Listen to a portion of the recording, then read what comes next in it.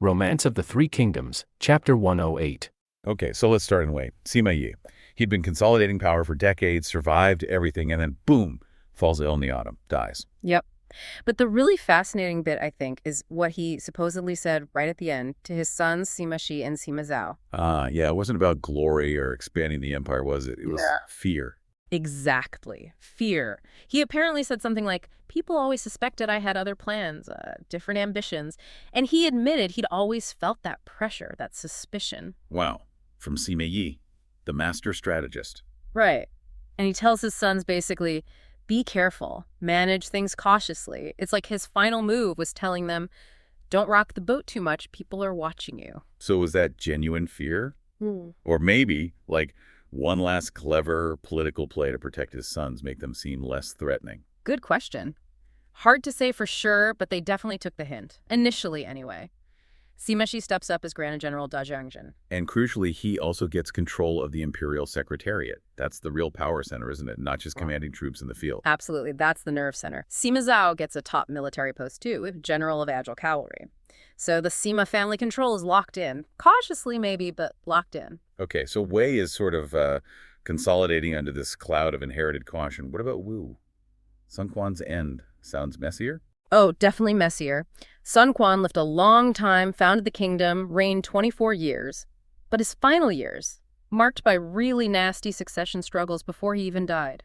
Right. The first crown prince, Sundeng, died young. Yeah, and then the second one, Sun He, got caught up in court politics, rivalry with Princess Quan, I think. He was deposed, died of grief, apparently. It just sounds like a viper's nest. So who was left? The eventual heir was Sun Liang, his third son, still very young, son of Lady Pan. So when Sun Quan finally dies the next year, age 71, there's this kid on the throne. And that means a regent holds the real power. Exactly. Zhu Jiaqi, the Taifu, he's the one who installs young Sun Liang. So you have this powerful, maybe untested regent suddenly in charge of a fractured court. Very different vibe from Wei. And didn't the sources mention some really weird stuff happening just before Sun Quan died? Omens. Oh, yeah. Totally bizarre things like a massive windstorm, coastal waves flooding inland to 8 feet deep on flat ground. Okay, strange weather happens, but what else? Get this. Pine and cypress trees from his family's ancestral tomb apparently flew miles away into the capital, Jianye, and landed upside down. Upside down trees. Seriously. Yes. That's specific. Yeah, it's like the world itself was reflecting the instability, the unnatural state of things in Wu's leadership. So 2 kingdoms, 2 new young rulers, and 2 very powerful regents. Sima Xiangnei, Zhu Jiaqi in Wu, suddenly holding all the cards. And Sima Shi, despite his father's warnings about caution, sees Wu's instability as his big chance. He's ready to make a move. But not before he gets a taste of his own medicine, right? Yeah. There was that earlier clash with Jiang Wei from Shu. Yeah, that's important context. Earlier that year, Sima Shi had led, 50,000 troops? Trying to cut off Jiang Wei's retreat from a campaign, his first big outing as the top guy. And it didn't go well. Not at all. Jiang Wei ambushed him near Yangping Pass. And this is where we see the legacy of the other Zhuge Liang. The repeating crossbows. Exactly, the Lian Fa. Jiang Wei had apparently deployed over 100 of them. Think about that firepower. And the sources say they fired poisoned arrows, 10 each. 10 poisoned arrows Yaojian per crossbow. That's 1,000 poison bolts hitting Sima Shi's lead units almost instantly. Utter chaos. Ouch. So Sima Shi gets routed. Completely routed. Flees back to Luying. It was a hugely embarrassing defeat. And you have to think that experience, that shock, maybe reinforced his father's advice about caution, or at least made him think twice about underestimating opponents. Even so, Sun Quan's death seems to override that caution for a bit. He decides it's time to invade Wu. Yeah, despite that setback, the opportunity seemed too good to pass up. There was some debate, though. His advisor, Fu Gu, warned him, remember the Yangtze River, remember Cao Cao's failures trying to cross it. Solid points. Yeah. How did Sima Shi respond? He basically brushed it off. His line was something like, look, heaven changes things every 30 years. How can the tripod, the 3 kingdoms, last forever? He felt this was the moment mandated by fate. So full steam ahead. Pretty much. He puts his brother, Sima Zhao, in overall command. And it's a massive operation. 3 huge armies, maybe 100,000 men each. Wow. Where were they headed? Aiming for key points along the river. Nan Commandery, Wuchang, and the one Sima Zhao personally focused on Dongxing. Why Dongxing specifically? It controlled access behind Lake Chou. Wu had built this big embankment, the Dadi, and 2 forts there precisely to stop Wei flanking them from the lake. If Wei takes Dongxing, Wu's river defense is in serious trouble. Okay, so the plan is set. Wei's vanguard, under Hu Zin, starts building a pontoon bridge to attack the embankment. How does Wu react? Zhu Zhike knows it's critical. He gets urged by Ding Feng, one of his generals, that they have to hold Dongxing, so Kie sends Ding Feng out. With how many troops? Yeah. Against Wei's massive invasion force. Get this, only 3,000 water troops and just 30 ships. It seems completely inadequate, right? Like a 3,000 against potentially hundreds of thousands. Yeah, sounds like suicide. And the weather was awful. Oh. Midwinter, 12th month, freezing cold, heavy snow falling. Perfect conditions for a surprise attack, maybe. Exactly, because the Wei commanders, Hu Zun, Huanjie, Han Zong, they were so dismissive. They see this tiny fleet approaching through the snow, and they're literally having a feast in their camp. Feasting, while the enemy is right there. Total arrogance. The sources say they were laughing. Just 3,000 men. What's there to fear? They probably thought Ding Feng was coming to surrender. Big mistake. What was Ding Feng's plan?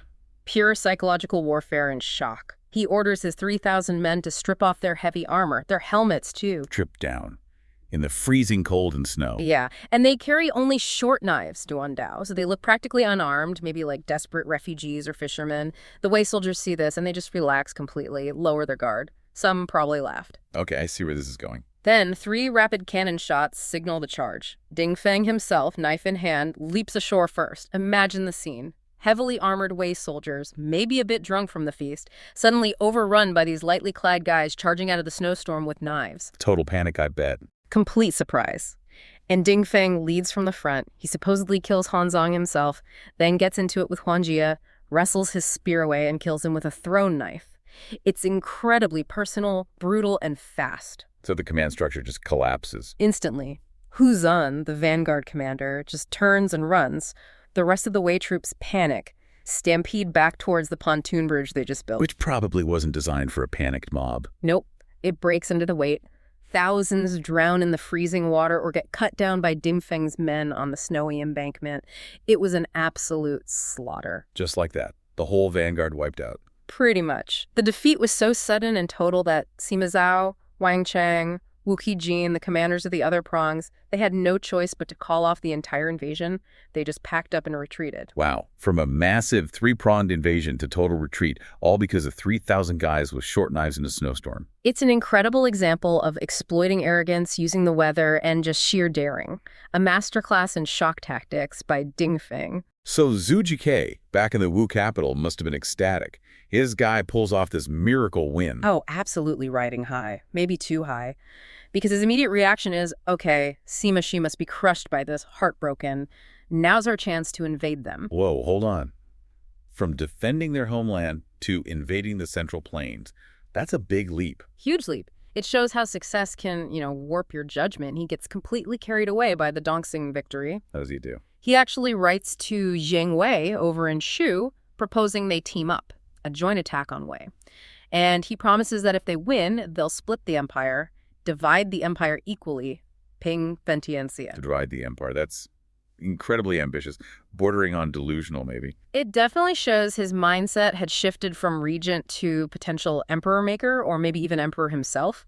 He gathers this massive army, 200,000 men, and starts marching north. But didn't things start going wrong pretty quickly? Another omen. Yeah, another really striking visual.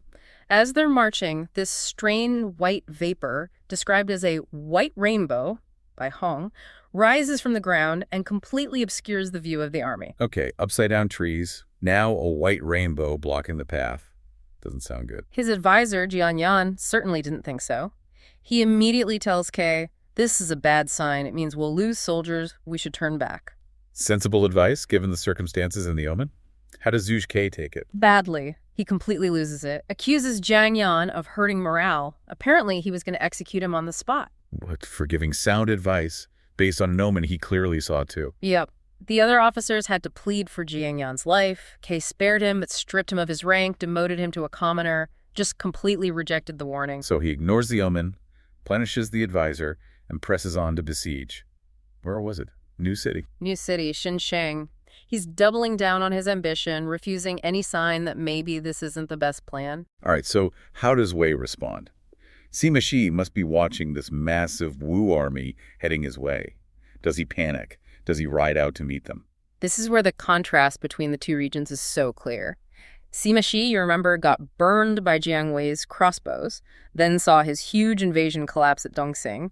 He seems to have learned his lesson. Patience. Exactly. He gets advice from his advisor, Yu Song. And Yu Song's take is basically, let him come. Don't engage, even with 200,000 Wu troops besieging a Wei city. Precisely. Yu Song points out, Qi's army is huge, yes, but they're far from home. Sieges are long, expensive, and drain supplies. Let them wear themselves out battering against new cities' walls. Wait them out. Wait them out. Keep the Wei defenses strong, but don't risk a big field battle against a pumped-up enemy. Once they're exhausted, demoralized, and inevitably start retreating, then strike. That ensures a complete victory. Coldly logical. Mm-hmm. And does Sima Shi listen? He does. Unlike Zhu Ke, he takes the cautious strategic advice. He focuses on defense. He sends Sima Zhao west to keep an eye on Jiang Wei, just in case Shu tries anything.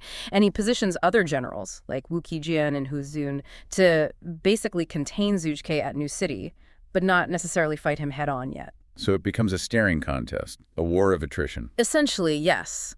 Sima Shi forces Zhu Ke's grand invasion into a slow grind, a test of logistics and patience. And given Ke's impulsive nature, that's a test he's probably not going to win. Zhu Ke had kicked off this massive offensive against Wei. Yeah, the big push. Right. And it all kind of culminated in the siege of this place called Xincheng, or New City. He surrounded it for, what was it, over 90 days? Over 90 days, pouring everything into it, manpower, resources. He desperately needed this win, to justify the whole campaign, shore up his position back home. You can feel the pressure building. Absolutely. He was ordering his generals, push the attack, push harder. Any delay, any complacency, he was threatening immediate execution. Wow. Yeah. And they were close. The sources say the city's northeast corner was literally about to crumble. But then, the commander inside, Zhang Te, he does something brilliant. He does. This is a high-stakes moment, right? Zhang Te sees Qi's desperation not just as a military factor, but as a psychological vulnerability. Right. He's under immense pressure himself, but he pulls off this incredible deception. But tell us how he did it, because the trick itself, it's so clever. It really plays on Qi's own ego, doesn't it? Completely. So Zhang Te sends an eloquent official out to the Wu camp. Not with a white flag, mind you. No surrender. No. He comes out carrying official documents, specifically military registers, basically, rosters of the men inside. The registers, why? Well, this official presents this remarkable claim. He says, look, according to Wei military law, if a city holds out for exactly 100 days without being relieved, the garrison can surrender without their families facing any consequences, no punishments back home. 100 days. And Kate had been there for over 90. Exactly. Zhang Te is essentially saying, look, we're almost there. Just wait a few more days. We hit the 100-day mark and we'll surrender peacefully. We'll give you the whole city intact. No more bloodshed. And the registers. They hand over the registers as proof, a sign of good faith. Like, see, we're preparing the paperwork already. Here's where it just gets, well, almost painful to read, knowing what happens. Zhu Ke fell for it. Completely. Hook, line, and sinker. He accepted the registers, halted the attack. He thought he'd won. A clean, bloodless victory. Just what he needed to silence his critics back home. And this is Zhu Ke, remember, meant to be a brilliant strategist. But his own pride, his desire for that easy win, it just clouded his judgment. He mistook a clever tactic for a genuine surrender. So Qi stops the attack. What does Zhang Te do during this truce? He doesn't rest. He immediately mobilizes everyone inside. They start dismantling houses within the city. Materials. Exactly. For timber, stone, whatever they could salvage, to frantically repair that damaged section of the outer wall. So he buys time, fixes the breach, and then comes the mockery. Oh, yes. Once the repairs are done, Zhang Te goes back up to the parapet, not to open the gates, but to basically laugh in their faces. What did he say? He shouts down that they've got enough provisions to last half a year, daring Qi to attack now. He completely calls Qi's bluff, exposing his gullibility to the entire Wu army. Qi must have been furious. Enraged. He orders the attack resumed immediately, but the momentum's gone, right? The surprise is lost. And then, almost instantly, personal disaster strikes Qi. The arrow. Yeah. He's shot right in the forehead with an arrow, falls from his horse, they rescue him, get him back to camp, but it's a severe wound. And things go from bad to worse for the army. Oh, massively. On top of the injury, the troops were suffering terribly. It's high summer, incredibly hot. The sources mention Kangyan, intense heat, widespread illness starts breaking out, decimating the ranks. So you've got the leader wounded, the troops sick. Yeah. How does Qi handle this crisis? Terribly. This is where he makes another catastrophic political error, really. Despite getting accurate reports about the sickness, the fatigue, he just doubles down on brutality. How so? He reportedly threatened to execute anyone who even spoke of being ill or tired. You're kidding. That's insane. It's pure desperation. But it didn't just crush morale, it actively drove people away. Mass desertion started, including a key general, Commander Kai Lin, who defects straight over to the Wei forces. Wow. Taking secrets, troops, maybe? Presumably. It's a total collapse. Qi finally orders a retreat, but it's too late. His army, already weakened, demoralized, sick, they're utterly routed by the relieving Wei forces that show up under General Sima. So he limps back to the Wu capital, wounded, defeated, humiliated, and his army is just ravaged. Ravaged by war, by disease, and frankly, by his own terrible leadership in the end. The shame is immense. Okay, so connecting this back, like you said, the military shame directly fuels the political fire back home. That failure at Xinjiang creates this vacuum of trust, doesn't it? How does he try to handle things when he gets back to court? He chooses arrogance and cruelty instead of, maybe some humility or trying to rebuild trust. He digs in. He digs in hard. Yeah. Initially, he's so ashamed he actually pretends to be too ill to attend court. He's avoiding scrutiny. He knows public opinion has turned against him. But he can't hide forever. No. Even after the young Emperor Sun Liang visits him, supposedly to check on his health, Kei reemerges. And how does he react? By launching political purges. He decides the best way to handle his critics is to terrify them into silence. And these aren't just, like, demotions, right? We're talking serious purges. Oh, absolutely ruthless. Yeah. He starts these investigations into supposed faults of various officials, minor faults, immediate exile to some remote, awful place. And severe faults. Execution, straight up. He creates this atmosphere of just universal fear. The sources use the term Songju, like everyone is terrified throughout the entire administration. That decision right there, using terror to cover for incompetence, that sounds like the fuse being lit. That was the immediate fuse for the assassination plot, yes. But he also made another critical mistake. It wasn't just random officials he was targeting. He messed with the power structure around the imperial family itself. Ah, the Imperial Guard connection. Exactly. Kei decides to really cement his power. He installs his own loyalists, Zhang Yu and Zhu En, to command the Imperial Guard, the Yulinjin. Okay, sounds like a power grab. Who did they replace? That's the key. This move directly stripped authority from Sun Jin. Now, Sun Jin wasn't just some official. He was a high-ranking relative of the imperial family, grandson of Sun Jing, Sun Quan's brother, and he had commanded that very guard under the late Emperor Sun Quan. So you've got Sun Jun, already powerful, already close to the palace, suddenly pushed aside and humiliated. He must have been furious. Furious and probably scared, too, right? He sees Kei consolidating power, purging enemies. He feels a very tangible loss of his own standing and maybe fears he's next. Did he act alone? No, he found a crucial ally, the Taichang minister, Tang Yin. Apparently, Tang Yin already held a serious personal grudge against Kei. We don't know the specifics, but the animosity was there. So Tang Yin sees an opportunity. He does. He successfully uses the fear swirling around Kei's purges. He goes to Sun Jin and basically says, look, this tyranny, these executions, this isn't just Kei panicking. This is proof he's getting ready to stage a coup. Yeah. He's going to usurp the emperor. Is there evidence Kei was actually planning that? Or was this just convenient justification? The sources lean towards justification by Sun Jin and Tang Yin. Kei's actions were certainly tyrannical and paranoid, but whether he intended treason, it's debatable. Oh. But Tang Yin convinces Sun Jin it's true. So they take this suspicion, or maybe this manufactured suspicion, straight to the top. Yes. They go directly to the young Emperor Sun Liang. And what's kind of shocking is how quickly Sun Liang agrees with them. The emperor was already on board. According to the account, yes. Sun Liang reportedly confessed he found Zhuge Ke absolutely terrifying. He said he'd long wished someone would get rid of him, but hadn't had the means or maybe the courage to act himself. So Sun Jun and Tang Yin basically get the emperor's blessing for regicide, effectively. Yeah. Pretty much. They had the imperial mandate, or at least they could claim they did. And the plan they come up with, it's pure palace intrigue. almost theatrical.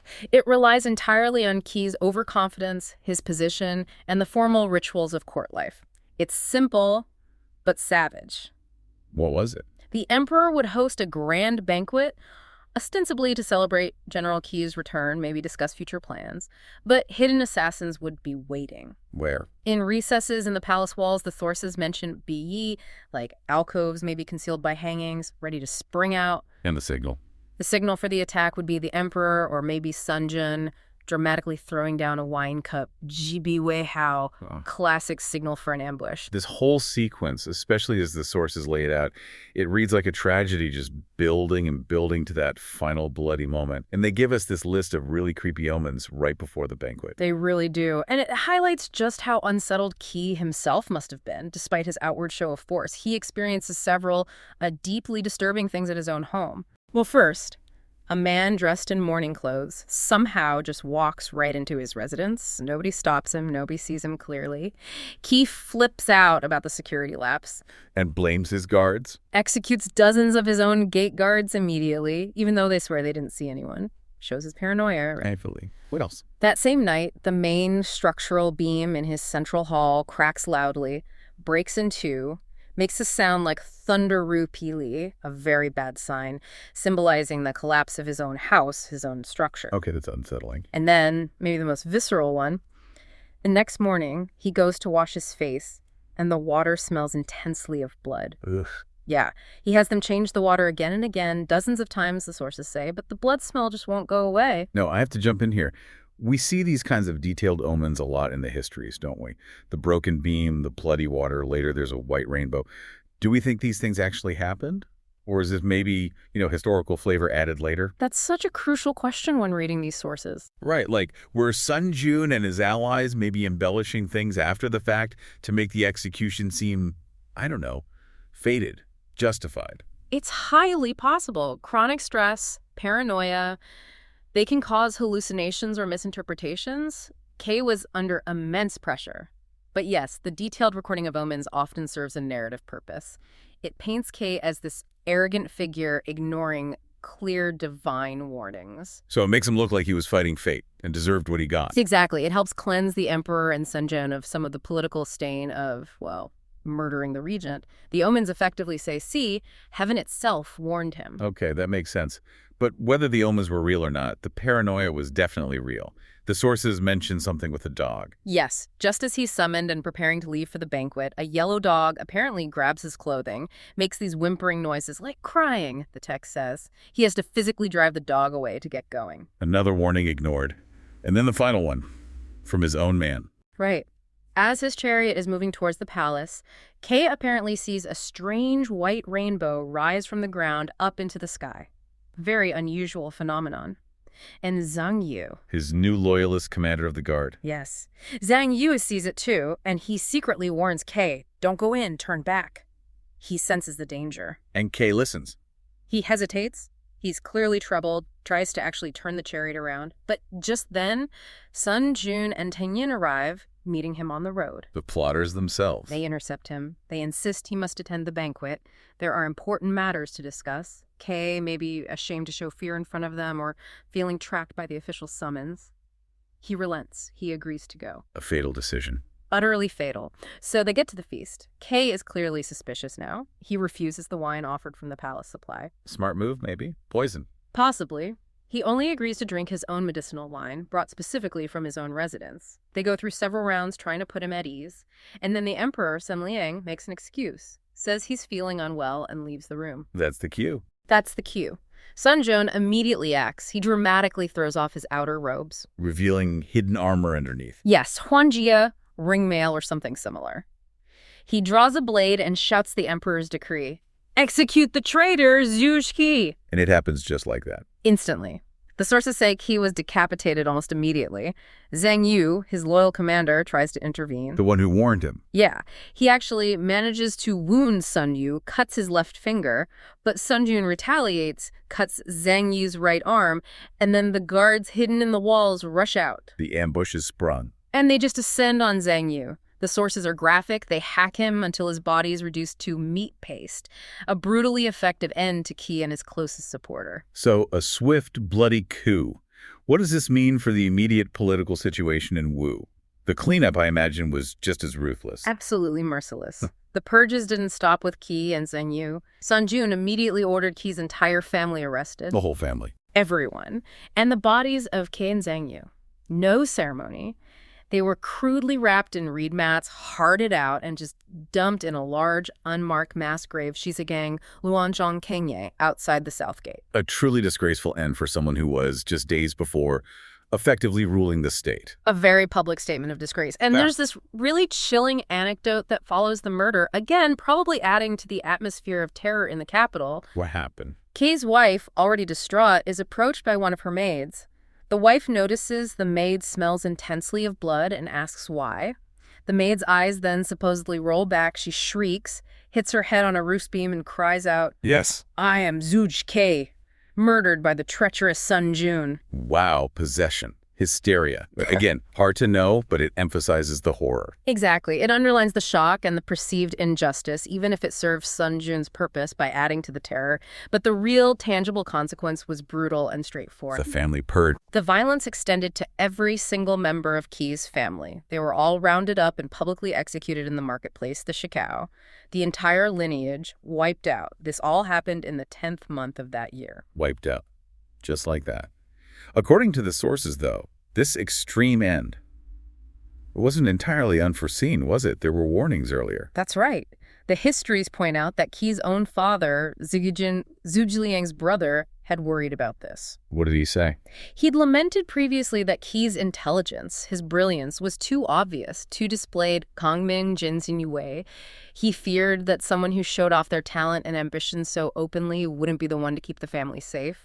A warning about the dangers of standing out too much in that kind of political environment. Precisely. Flying too close to the sun, essentially. And a similar warning, interestingly, came from an enemy state. From Wei. Yes, the Wei official Zhang Ji apparently told Sima Shi, the Wei regent, that Zhuge wouldn't live long. Why?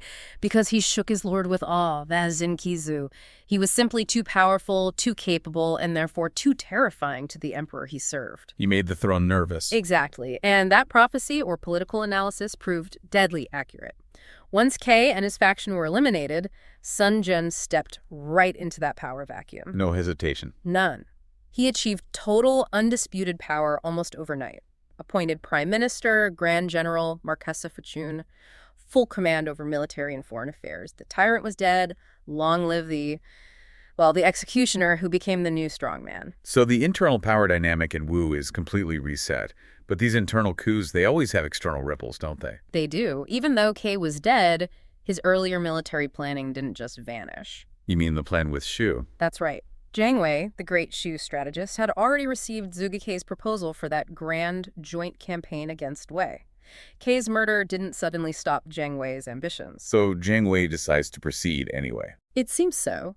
The sources suggest he moves forward with planning his own aggressive northern expedition, likely using Kay's original strategy as a base.